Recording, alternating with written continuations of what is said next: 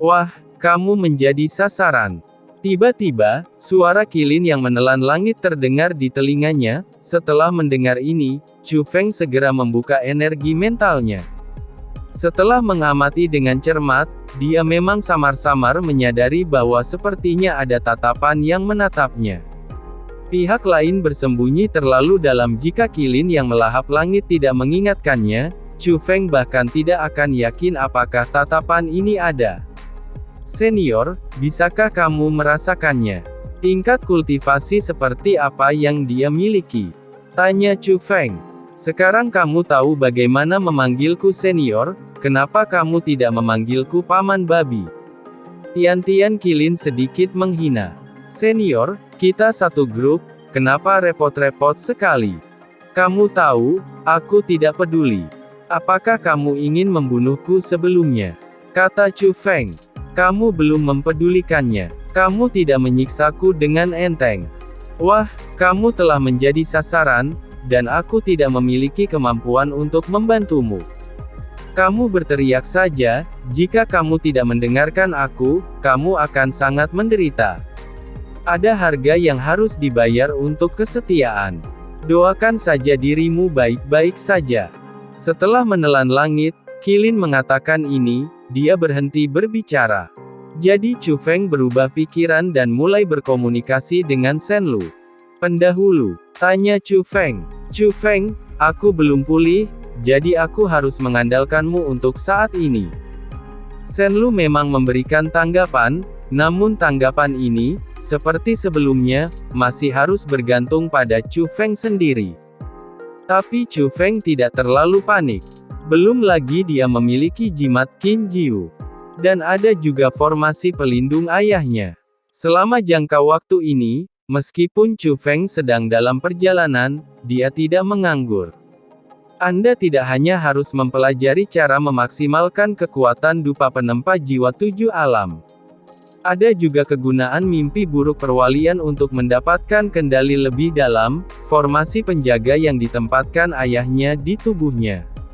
Dan telah ditentukan bahwa formasi kekuatan ayahnya tidak hanya kuat, tetapi dalam beberapa aspek, bahkan lebih kuat daripada formasi penghalang. Sayangnya jimat Qin Jiu dan formasi pelindung ayahnya hanya dapat digunakan satu kali.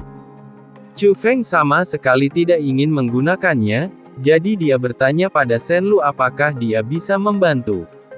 Namun jika takut, Chu Feng yang memiliki 2 kartu truf penyelamat nyawa ini sebenarnya tidak takut sama sekali.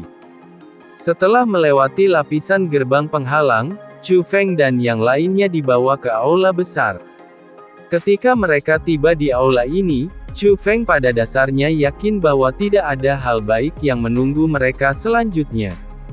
Karena ada pintu jauh di dalam aula ini. Menurut peta yang diberikan Bai Yunxing kepada Chu Feng, putra Taisi Xingzong ada di balik pintu itu. Kalian tunggu di sini dulu. Seorang tetua pergi, mungkin untuk melaporkan sesuatu, sementara tetua lainnya tetap tinggal dan melihat ke arah Chu Feng dan yang lainnya. Namun orang-orang yang lulus penilaian ini jelas tidak menemukan ada yang salah. Masing-masing dari mereka memiliki kegembiraan dan kegembiraan yang tak dapat disembunyikan di wajah mereka, dan mereka mungkin mulai menantikan masa depan yang cerah. Mereka sama sekali tidak peduli bahwa Taisi Xingzong mengkhianati pemimpin klan naga totem dan berpartisipasi dalam pemberontakan. Sebaliknya, saya sangat menantikan untuk menjadi murid Taisi Xingzong. Ada banyak patung yang ditempatkan di kedua sisi aula, dan semua patung itu diblokir oleh formasi. Namun nyatanya, itu bukanlah patung, melainkan spesimen yang dibuat dengan formasi khusus, dahulunya adalah makhluk hidup. Wow, bukankah ini binatang purba, binatang kadal naga? Tiba-tiba, seorang spiritualis dunia mendatangi sebuah spesimen. Melihat hal ini, para spiritualis dunia lainnya pun ikut berdatangan. Spesimen ini adalah kadal setinggi 10 meter, berdiri seperti manusia dan memiliki sisik berwarna hitam dan hijau tua. Basisnya berwarna hitam dan hijau tua lebih menonjol, menempel di sekujur tubuh seperti baju besi, terlihat seperti prajurit dan sangat mendominasi. Chu Feng telah memperhatikan spesimen ini sejak lama. Sekilas, spesimen ini terlihat berbeda dari spesimen binatang buas lainnya dalam hal ukuran dan penampilan yang ganas. Tapi Chu Feng bisa merasakan bahwa binatang buas ini pasti sangat kuat ketika masih hidup, dan merupakan yang terkuat di antara binatang buas ini. Apakah ini benar-benar spesimen yang terbuat dari binatang buas kadal naga? Spiritualis dunia junior lainnya juga mendiskusikannya satu demi satu. Ini adalah sesuatu yang dikumpulkan oleh Master Tai Si Xingzong, bagaimana mungkin itu palsu? Kata seorang tetua. Wow, ternyata benar. Dikatakan bahwa binatang kadal naga sangatlah kuat. Mereka berasal dari zaman kuno dan merupakan salah satu keberadaan yang paling merepotkan bagi praktisi bela diri di awal era ini. Saya tidak menyangka kita masih bisa melihat yang asli, seru seorang spiritualis dunia junior. Saya telah mendengar kakek saya berbicara tentang binatang kadal naga sejak saya masih kecil. Dia mengatakan bahwa mereka berbeda dari binatang lainnya. Mereka terorganisir dan disiplin. Mereka dilahirkan dengan memakai baju besi, jadi mereka sangat kuat. Saya tidak pernah membayangkan bahwa saya akan bisa bertemu dewa ini suatu hari nanti. Ini adalah harta yang tak ternilai harganya. Para spiritualis dunia lainnya juga setuju. Tahukah kamu mengapa binatang kadal naga disebut binatang kadal naga? Melihat antusias para juniornya, para sesepuh yang menjaga tempat tersebut pun menjadi tertarik dan mau tidak mau bertanya. Aku tahu, karena selama binatang kadal naga mencapai tingkat budidaya tertentu, tanduk naga akan tumbuh di kepalanya. Dan binatang kadal naga ganas yang bisa menumbuhkan tanduk naga itu sangat kuat. Konon, ia telah mencapai alam dewa, kata seorang junior. Begitu dia mengatakan ini, junior lain yang pernah mendengar tentang binatang kadal naga ganas itu juga menjadi sedikit curiga. Alam dewa, asli atau palsu? Alam dewa cukup banyak muncul di awal-awal era ini. Tapi sekarang, tidak ada orang kuat di alam dewa, dan tidak ada orang kuat di alam dewa yang muncul selama puluhan ribu tahun. Oleh karena itu, alam dewa hanyalah legenda dan hanya ada dalam imajinasi. Tapi itu melambangkan kekuatan tertinggi dan kekuatan ekstrim. Mereka setuju bahwa binatang kadal naga yang ganas ini sangat kuat, tetapi jika mereka mengatakan bahwa mereka dapat mencapai alam dewa, mereka tentu saja memiliki keraguan. Dia benar. Binatang buas bernapas naga dengan tanduk naga memang bisa mencapai alam dewa. Namun saat juniornya ditanyai, sang tetua memberikan konfirmasi yang pasti. Bisakah kamu benar-benar mencapai alam dewa? Setelah mendengar ini, para junior melihat ke arah binatang kadal naga yang ganas itu lagi, dan mata mereka berubah lagi, dengan lebih hormat. Yang junior tidak percaya dengan apa yang dikatakan orang yang lebih tua, tapi mereka sangat mempercayainya. Tuan Tai Si Xingzong juga memiliki spesimen binatang buas bernapas naga dengan tanduk panjang, tapi tidak ada di sini, kata sesepuh itu lagi. Wow, setelah mendengar hal tersebut, seluruh guru spiritual dunia junior mengungkapkan kekagumannya, terlihat dari ekspresi mereka bahwa ini bukan sekedar sanjungan. Chu Feng juga bisa merasakan bahwa binatang kadal naga ganas bertanduk naga, meskipun itu hanya spesimen, pasti sangat berharga. Setelah beberapa saat, tetua yang telah pergi tadi kembali. Tapi yang mengikutinya adalah seorang lelaki tua bermata satu dengan rambut putih. Chu Feng mengenal orang tua ini, dia adalah ayah Li Taer dan paman Bai Yunxing. Salam, tuanku. Setelah lelaki tua bermata satu itu masuk, semua tetua yang hadir buru-buru memberi hormat padanya.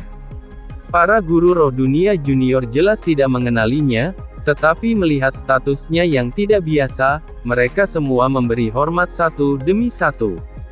Orang tua bermata satu itu tidak memperhatikan sama sekali, tapi melambaikan lengan bajunya dan membuka pintu istana yang dalam. Setelah melihat pemandangan di aula dalam, ekspresi semua orang berubah, dan kegembiraan serta relaksasi mereka sebelumnya hilang. Dinding aula utama ditutupi dengan pola dan mantra pesona yang rumit, yang cukup aneh. Di tengah aula terdapat kolam, peti mati, dan beberapa guci. Kolam itu terhubung ke peti mati.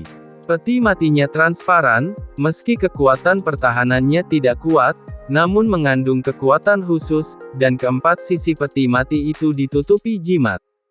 Di dalam peti mati itu ada seorang laki-laki yang sedang duduk, sekujur tubuhnya terbakar api, bekas luka api ada di sekujur tubuhnya, yang terlihat sangat menakutkan.